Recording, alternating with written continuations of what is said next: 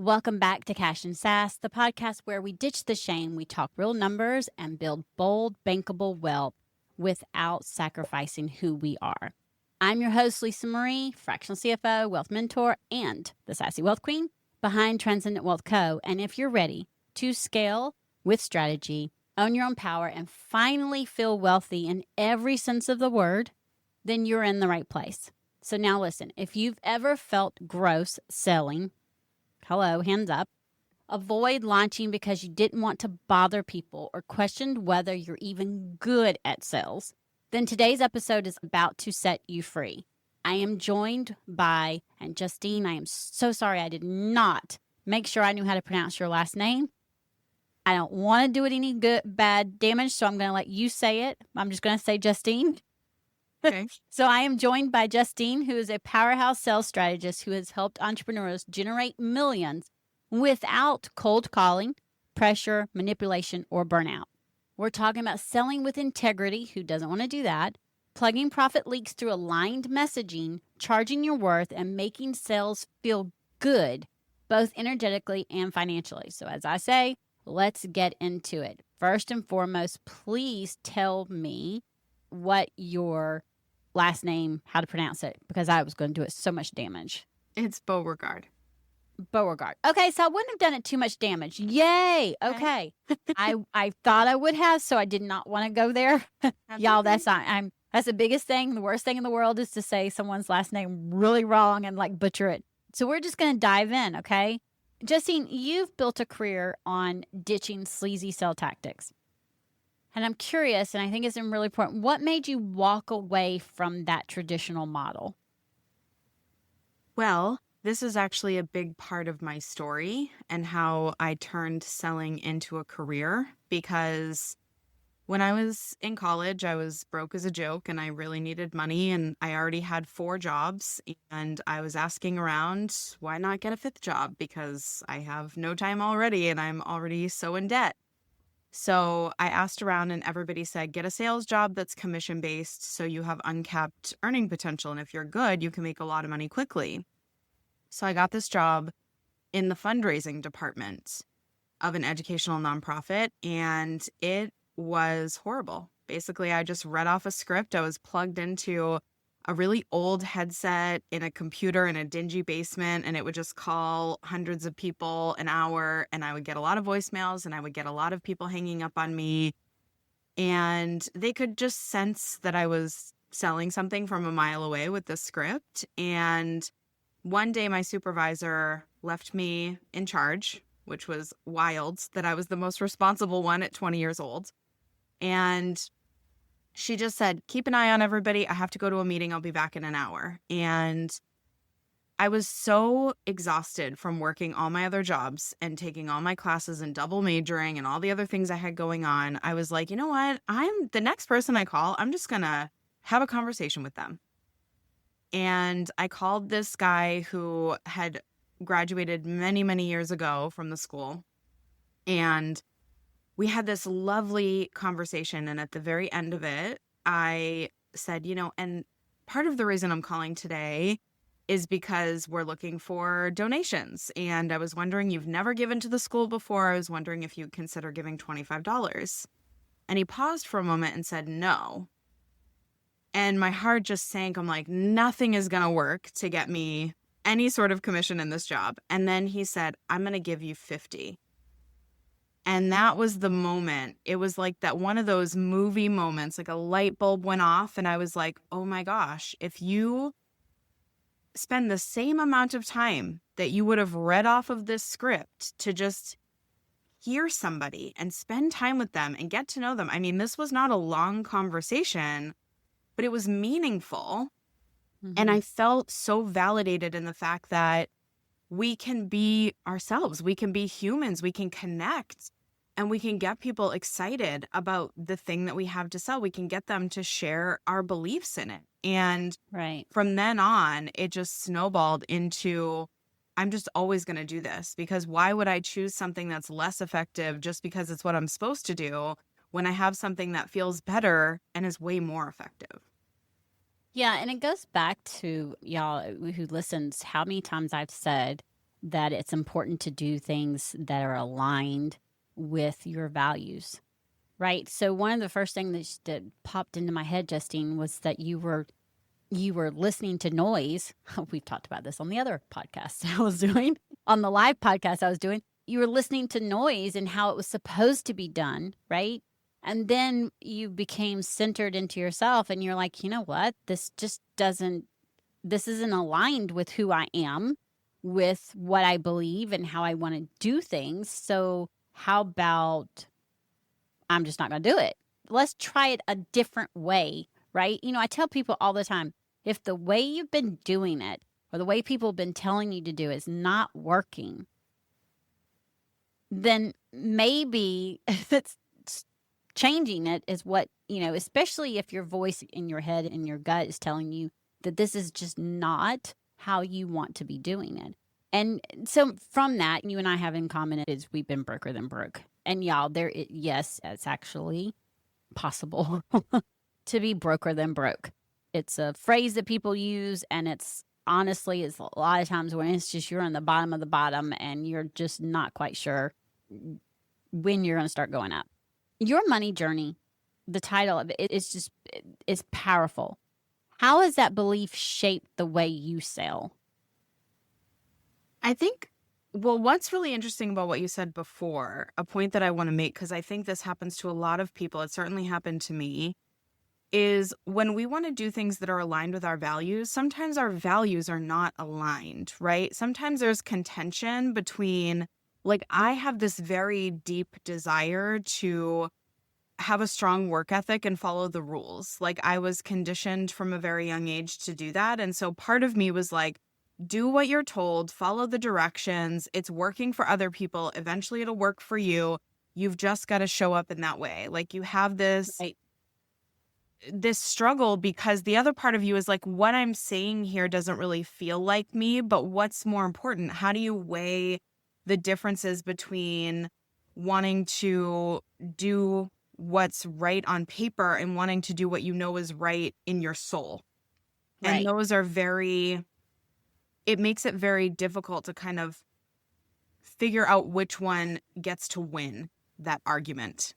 Yes, very true. And sometimes what we believe is aligned isn't really aligned, is from where we were conditioned, Right. even if it was subconsciously. The way we find what's aligned is we actually have to sit down and be, gonna say it, honest with ourselves. We have to list the things out and we have to be very honest with ourselves on what our goals and our values are. What are your values? Not what your parents' values are, not what society's values say, what they say your values should be, not what your boss's value, what their values are. Not what are yours? Mm. And you have to turn in and say, okay, what is it that I believe? Right? And if you ask yourself honestly that, you're going to get the answers. And then it's going to become very clear to you looking at what you're doing, whether that's being an entrepreneur or whatever it is you're doing. If that's aligned, you're going to be able to. And if your values have changed, or these are my values, okay, then this is why I've been feeling like I'm being in a tug of war to go and do something. And I think that's really important. I think it's also important to recognize, like, what got me to that point of like, I'm not willing to do this anymore was also the fact that I had to check in with what's not working. Like, Mm-hmm. not just, I have a job. Okay, I'm getting paid very minimum wage and it's not quite covering what I need it to be covering. So Right. at that point, my thought was like, if I don't find something for this to work, then it's just not going to be my permanent solution, or it's not going to be a viable way to go. And so sometimes we do need to, it's sort of like the old adage, like, you need to hit rock bottom to really, like, you have nothing to lose and then everything to gain, and it shifts your mindset. It's sort of like that, where if you're not challenged enough, you won't proactively break from the norm or break from the Right. status quo because there's not enough friction there to make it happen. And so just recognizing and asking that question and checking in every now and again, like, is this truly getting me to my goals? Because sometimes when it comes to selling, we could be selling on paper very well, but like we're looking at our revenue numbers and going, I'm not where I want to be financially. And that's when you have to check it. You don't have to wait until your rock bottom moment to do a periodic check in with yourself and be like, is what I'm doing getting me to my goals? Because if it's not, it's worth looking into alternatives to get me to my goals before I get to the point where I'm stuck between a rock and a hard place. And now it's not about wanting to make more money. Now it's about having to make more money because I'm not able to keep the lifestyle that I have or afford the things that I want. And you asked that question about how my money story has kind of shaped my journey in sales. And I think I am a very privileged person. And so I don't pretend to, there's a lot of things in my life that have been hard. And also at the same time, it was harder for other people around me. Like I had really good people. My mother is the most generous, caring, amazing human. And when we were young, she didn't eat. So I never had to know what it was like to go hungry. Like that's the kind of privilege I'm talking about, where we weren't flush with cash. We barely made it by. But I never felt the true weight of that because I had people who were willing to take that on so I didn't have to feel it. And so when I think about my story and even like in college being broke, it's like I was broke, but also I still had a roof over my head. I wasn't Mhm. homeless. I didn't go through, there were so many things that I knew other people's circumstances were always worse than, I had always known of a circumstance worse than mine.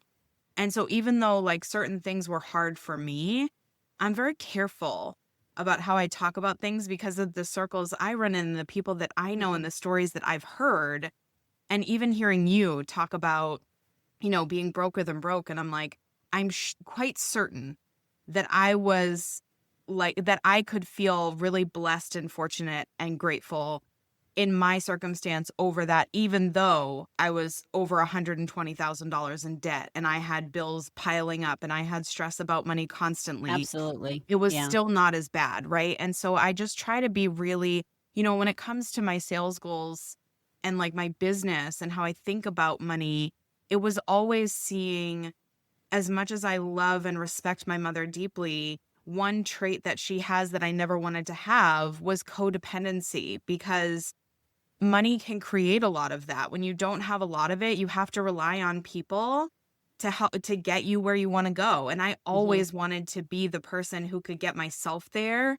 And Right. anybody that was in my world was there because I chose that to happen, not because Right. I had to have that. And so a lot of my Yeah. decisions have been created through a desire to have really radical freedom and independence at a level where, like, anybody who is around me doesn't just know that I rely on myself and I enjoy the company of others, but like I'm extending that skill to my children, and other people around me are noticing that. And I'm able to kind of let that extrapolate beyond me, because I think it's such an important thing to be self reliant, even though we are social animals and we do thrive in community and we need each other to really be fulfilled beings. I think it's Mhm. really important that it starts with us and that at our core, we're okay.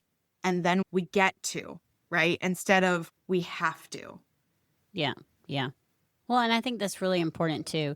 I mean, because, you know, most of us who are entrepreneurs, at least I know me, when it was talking about saying you need to go sell, I was like, ew, but we're all in some way a salesperson because, like you said, having a conversation with someone and being able to and I find having a genuine conversation works wonders.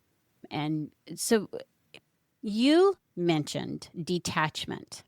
And so I'm curious because I think that I've heard this before. What does detachment look like in sales and why does it work? Well, I think it's really important to, how I describe selling is advocacy. And when I think about I'm going into a conversation. My assumption is anyone who's talking to me about my business or my offers, they want what I sell. You're not going to get on my calendar if you don't have a sales problem. You're not going to want to reach out to me or ask me a question if you don't need some skill or piece of insight or something that I've got, right? Right, right, But I'm also not attached to you being my person, right? And so right, coming into the conversation and just being like, what do you need? I'm here to advocate for you. If I recognize your sales problem is a sales problem I solve all the time, and I recognize that you're looking for resources that I've already created, or I recognize that you have a skills gap that I've learned how to fill and I can teach you in 10 minutes, there's no way I'm not making you an offer. right, Because right, to me, the shortcut is the solution. And you could go work with somebody else, but my assumption is also I'm the best at what I do. I've been doing it for 20 years. I'm exceptional at it. People love my style of selling. It's very transferable. It makes complex things simple. And so to me, it's like selling is always a win-win. I'm winning because I get an incredible client and I get to see the impact of my work ripple through right. the entire life of that person and their circle and the circles around them. And they win because they get to make a hell of a lot more money with me than without me. And they get to feel really good about how they do it. And so when I think about going into situations, I think we can get very wrapped up in this thought that it has to be me. And my thought is it has to happen for them. It And doesn't matter if it's with you or not. it doesn't matter if it's with me, but 9 times out of 10, if they're attracted to my messaging and they're wanting what I sell, it's me. Right, right. I like that because it's like a mentor said, detached attachment. So it's having detached attachment, meaning you're going to make the offer. You know you're the best. We all assume we're the best of the best. I mean, I'm going to tell you now, I know I'm the best. I assume I'm the best, right? Because I'm good at what I do. I've been doing it for 20 plus years. I've had my business going in, I'm in my 10th year. I'm really good at what I do. And yes, there are many fractional CFOs and wealth mentors. And I also know that there's not one that does it quite like I do it. And that's because they're not me, Yeah. right? There may be some that'll do it slightly, may have a little bit of holistic in it, or maybe have this, but they're not going to do it with my wealth codes and my 3 profit leaks because I created them because they're not me. So I love that because, and y'all, I've had to learn it and I still practice it. It's that detached attachment, like, not being attached to the outcome. If I can tell that what you need is what I offer, I'm going to make an offer, right? And being detached from the outcome from that is really important. I mean, it's one of the things that we've learned. We've learned that being attached and being forceful and pushy does not work. What it does is push people away. And what does this have to do with money? Everything. Because how you sell, how you feel when you sell is going to determine how you're going to feel about your money, how you're going to feel about your business, how you feel about making, how you feel about going after clients and having clients. Like, so everything. Now, you said that you made 10K and off a single piece of messaging. Oh, yeah. More than Okay. one. Many times. Walk us through that. What does that look like? I need my listeners to hear this because it's possible and your messaging obviously works. You have clients who do, so there's something you're doing and you don't have to tell the be all, but can you walk us through what something like that looks like? Well, and I will tell you that it's actually, this is one of those things where I make the complex really simple. This is a really simple concept. Your positioning is critical. You need to be memorable. You need to stand out. You were just describing how you work and why you're the best at what you do. Frankly, I think most people who believe they're the best at what they do really are because not of the 20 years of experience and not because of the proprietary, IP and like all of the things we create and all of the experience we have, but because we love it. We're obsessed with it. Like I I am. am so I am obsessed, truly obsessed. right? I am so obsessed with sales. The reason why I'm the best at sales is because I eat, sleep, and breathe sales. I wake up thinking about it. I drive by a billboard and envision how it could be tighter and stronger and better and how the imagery could work more effectively. I listen to podcasts. I read books. I surround myself with people who are making millions of dollars all the time and have conversations about money with friends and family when everyone else calls it taboo, because I'm curious and I am constantly looking for opportunities to surround myself with conversations about sales. And so when I think about what is the biggest difference between messaging that falls flat and messaging that makes 10K, it's the kind of messaging that is what we call sticky, right? It's memorable. Someone is going to scroll through a bunch of posts about sales coaches, sales experts, from salespeople, and they might go, wow, that was interesting. Wow, that was helpful. But how many times, like 9 times out of 10, when I post something, the reaction isn't just that was helpful, that was valuable. It was, that was different. I've never heard it said that way before. That changed how I thought about that. That broke a belief I had. That's the type of messaging that activates people, that gets people to question their own thought patterns. And they go, whoa, I feel like you just filled in a missing piece that I didn't even know I had. And now I want to know more. And so there's lots of examples of this. Like, I have a client who I got him on a cold call. And I know you said at the very beginning, like, we don't have to cold call. I love a cold call. Like, I was brought up with old school selling and the cold calling, and I'm not fearful of calling people when I really believe in something. I'm like, I'll call whoever you want. Like, that's a really fun thing for me. This client is someone I got on a cold call, and he was talking to me about his offer. And I was like, this is the most exceptional, different offer. I've never heard of something like this before. I can think of 10 companies that could use it right off the bat. And I said, have you ever reached out to this person? And we had a conversation, and he had somebody in his pipeline that he's like, I've been trying to close this deal for a really long time. And I was like, let me do it. And he was like, okay. And this is when I first started my business 11 years ago. And I was like, I'm going to call for you. I want commission because that's going to motivate me. He was like, okay, whatever. Like, I've been trying to close them. I'm not going to make this money on my own. So I get on this call, and within 2 hours, we closed a $70,000 deal. So you're talking about 10K. I'm talking about 70K. And I've helped people close 300K, $1 million plus in a single call because of the stickiness factor. It's, you have something that they can't get anywhere else that is such a radically different and clear solution to their problem. They're going to buy in a heartbeat. And a couple things need to happen. You were talking a little bit about, and I know a lot of money is about energetics and how we show up. And my belief going into that call was like, of course they need it. Right. This doesn't make sense. They're burning cash every day they don't have it. It's wild that they have not gotten it until this point. Like, these are the thoughts we have. And so going into that, it was just a very easy, I have a specific framework that I teach called the Build Framework for closing sales on the spot, getting paid the same day. And I've been teaching it for years. And going through that framework on the call and spending that quality time, just like I did with my very first sale that I closed that I told you about already, it's very particular connection points. It's really deeply understanding their problem. It's not talking about your expertise. It's leveraging it.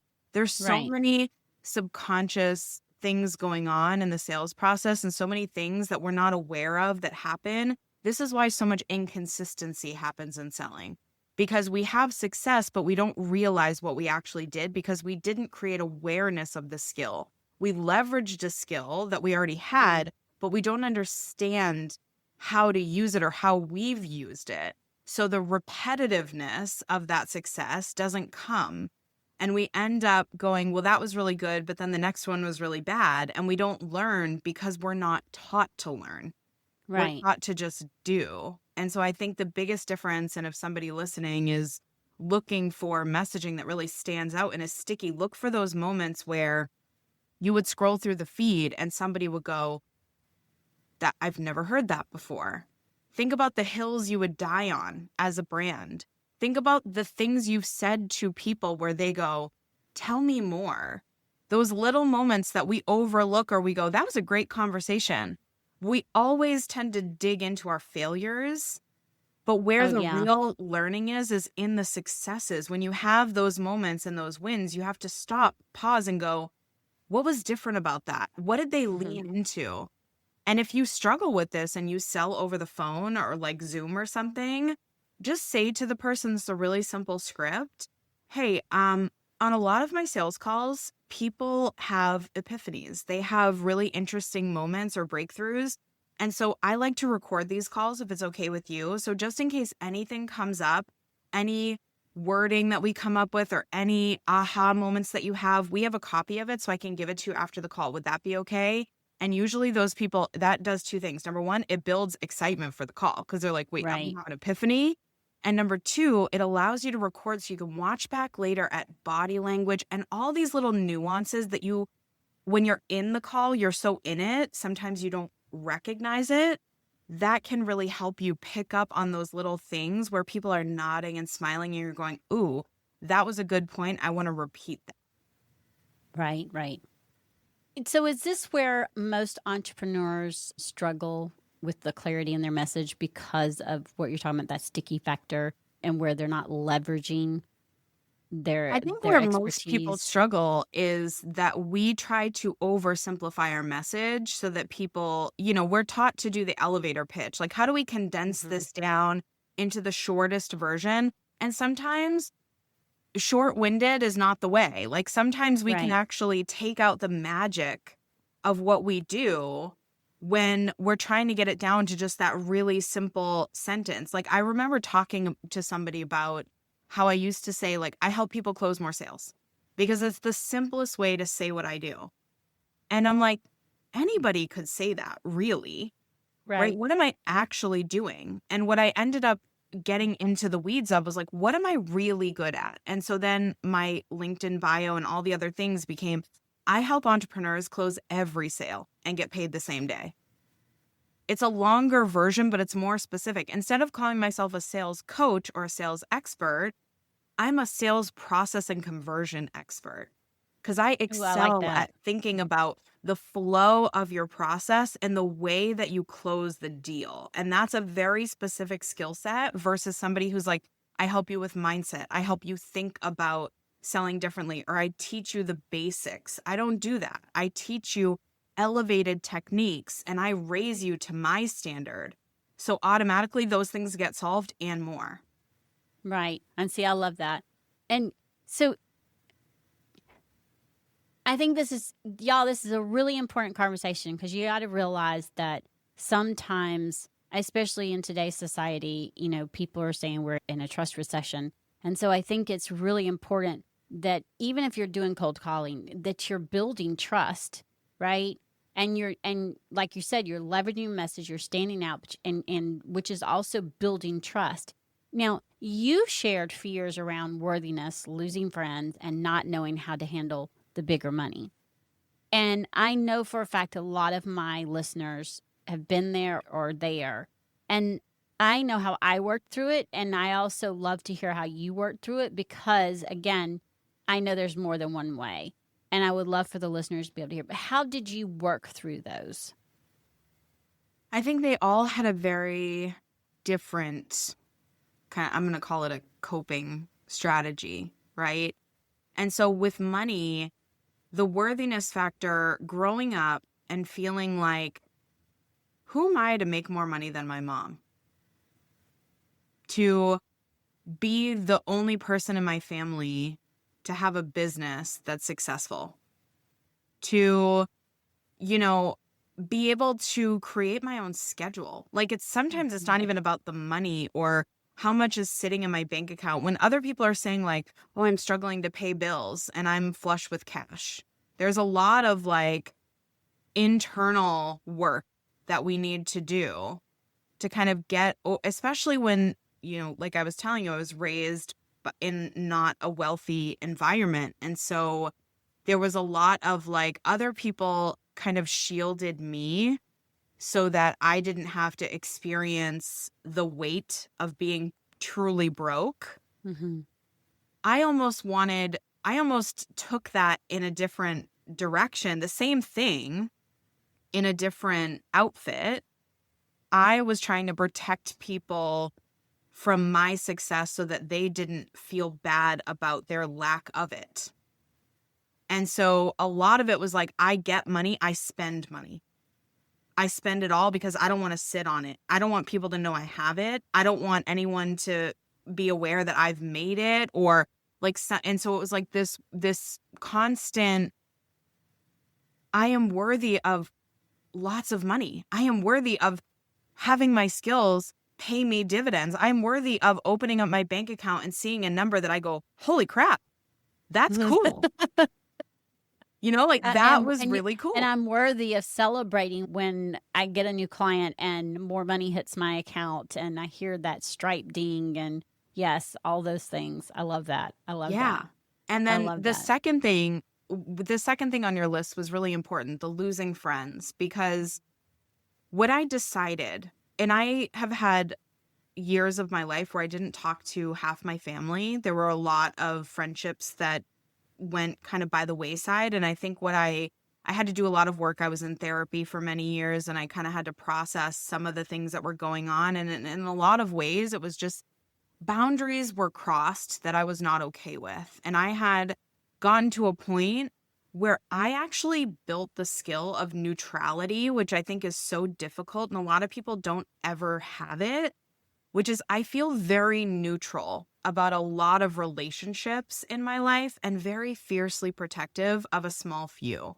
I have a lot of acquaintances and a lot of people that I'm in touch with and a lot of people that I care about and wish the best for, but only a handful that I would die for. Only a handful that I would show up for at 3 a.m. and do Right, whatever they right. needed me to do. Right. And so when I think about the loss of friends, it was sort of like a status hit, right? Like we're kind of defined by, oh, you're a good person and you're a cool person if you have a big circle of friends. And for me, that always felt important to be like the likable person and to be the center of the party and all of that. And then at some point, and I think the older we get, we become more aware of this, but it's like at some point, the status doesn't matter when your life isn't what you want it to be.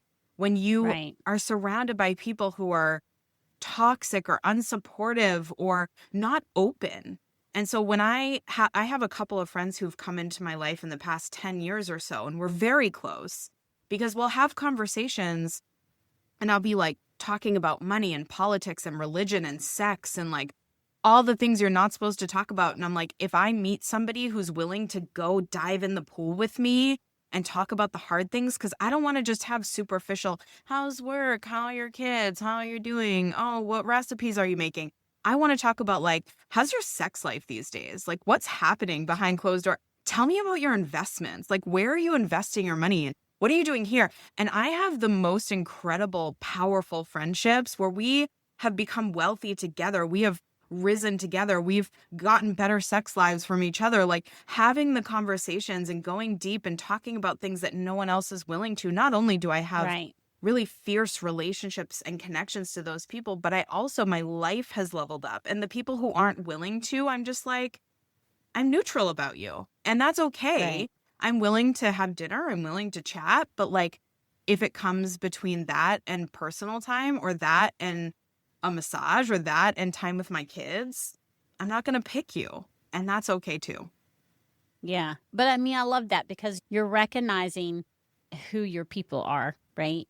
And you're recognizing, I've said it countless times as you grow, as you do this work to where money is not a taboo subject, you're going, or in any type of work, honestly, but we're talking about money, so we're going to put it there. You're going to have people who are going to fall away, who are no longer going to be aligned, or no longer going to fit into your circle. And that's okay. That's just the way it works.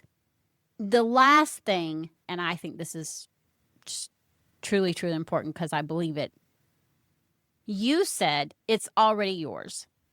Mm. And I love this. I love this in all the ways because it's just who I am and I love it. What does that mean for entrepreneurs around money and wealth? You don't have to work so hard for it. Amen. Can you please say that again? You do not have to work so hard for it. Okay, y'all that are listening, pause it, rewind it, and listen to it again. Okay? And honestly, I've had to drill it into me. Okay? You don't have to work yourself. You don't have to work so hard. You don't have to work yourself into a grave to be wealthy. You deserve to have it. And I think that that's just so important. So now my question, how can selling become a wealth building strategy instead of a source of stress? And I know so many people are going to want to know this. So it kind of ties into that previous question and I'll tell you a quick story. There's a show called Owning Manhattan that's on Netflix, and I am obsessed with this show for one reason or another. Like sometimes I get into this, oh, I need a reality thing to take my mind off of life stuff. And this just happened to be one that I watched recently. And there was a guy, he's a realtor, and he got awarded this new construction that he had to sell every unit in this tower. Downtown Manhattan, really difficult to sell. The builder was not willing to negotiate with any buyers. The price was the price, and that was it. And he, every single day for months, he would ride the subway and go up and down the streets of Manhattan and work with all these buyers, and like nothing was getting sold. There were no negotiations happening on either side. Everybody, like nothing was happening. And he was just very upset when he lost that opportunity. His boss came to him and said, like, listen, we got to take you off this project. You're not closing deals and it's just not going to work. And he's like, I don't understand. I am working my butt off. I am sweating up and down the subway, going back and forth to this building. I don't understand. And I immediately had the thought, this is the wrong fit. Like, if you have to work that hard, there is somebody out there who is so good at selling real estate in that neighborhood. They're going to pick up that building and go bing, bang, boom, the whole building's sold in 6 months. And this guy's working so hard for it. And I thought to myself in that moment, if you're working that hard for it, it's not for you. We need to search for the opportunities that are in flow for us. And that comes to every aspect of what we do, but especially with sales. If you're recognizing that selling feels hard and that there's friction somewhere in the process, there is. Like, it's not, oh, I wonder if. Anything that starts with a, this feels like it might be, or I wonder if, or this isn't, it's like whatever comes after that is true for you, right? And right. when you have those moments where you're like, selling is just like, whether it's, I don't know if I'm cut out for this, you're not yet, right? You get to decide. When you think like, I think I'm just bad at selling, you are, right? But selling is a skill. It's not something that you just go, learn. Right. Oh, I'm just bad at that. And so I just don't do that. It's, right. I am bad at selling in this way, really good at selling my family on going out to eat, really good at selling my friends on hitting this restaurant on a Tuesday night.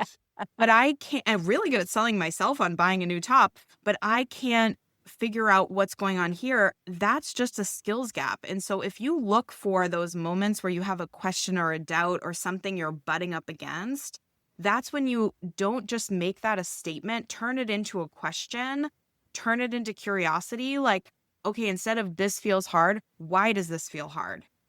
Instead of, I don't know, I don't think I can do this. Why don't I think I can do this? Or what do I think I could do? If you're able to kind of skew negatives into positives. And that will give you so much data for what you need to do next to make selling more, I want to say easy, but even that's not the right word for someone who's really struggling.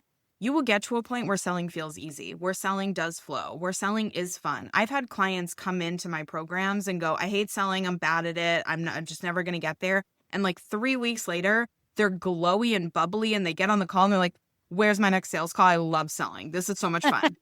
And I'm like, see, I'm not making the promise that you're going to love it, but when you find your way of doing it and when you do get in the flow, like there is a way for you to do it. And so if you find yourself in that weird place, turn it into curiosity, look for the skills gaps, and then just work on it until you Right. solve the problem.